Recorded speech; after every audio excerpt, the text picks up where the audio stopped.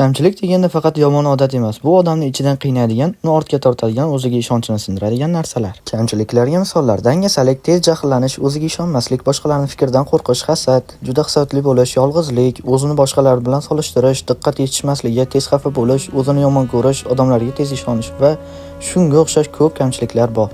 Bu kamchiliklar sizni yomon odam qilmaydi. Uni tan olmaslik asta-sekin sizni sindiradi. Siz mukammal odam bo'lishingiz shart emas, chunki odamni odam qiladigan narsa ham buni kamchiliklari. Ko'pchilik yiqilgani uchun emas, urinib ko'rishga qo'rqqani uchun yutqizadi.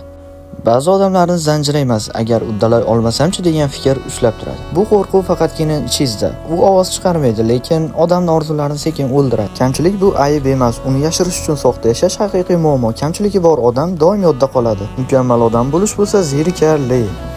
Unaqa odam yo'q shekilli. Menda asli kamchiliklarni yashirishga ham yetarlicha sabablar bor. Bu narsa bolaligimizdan, qara falonchini bolasi deb boshlanadi. Inson zoti qila olmaydigan ishlarni qilyapti. Qara ertaga oyga uchib ketar ekan. Sen bo'lsang, sen kimsan o'zi? Loh, tuppoy. Uzr, sal oshirib yordim. Lekin odamlarni solishtirish yaxshi emas. Hammani o'zini meni bo'ladi. Boshqa odamning ishini eplay olmasligingiz mumkin, lekin sizning ishingizni ham boshqa odam eplay olmaydi. Xuddi shunaqa. Shunday ekan, kamchiligingizdan hech qachon uyalmang. Siz zo'rsiz. Doim o'zingizga shunaqa deng. Agar shu videoni otanam ko'rayotgan bo'lsa, rahmat sizlarga. Meni boshqa bolalar bilan solishtirmaganliklari uchun. Afsuski bu videoni otanam ko'rmaydi. Sizlar bo'lsa videoni oxirigacha ko'rdinglar. Sizlarga rahmat. Mana sizlarga bojalarda shalola qo'shig'i.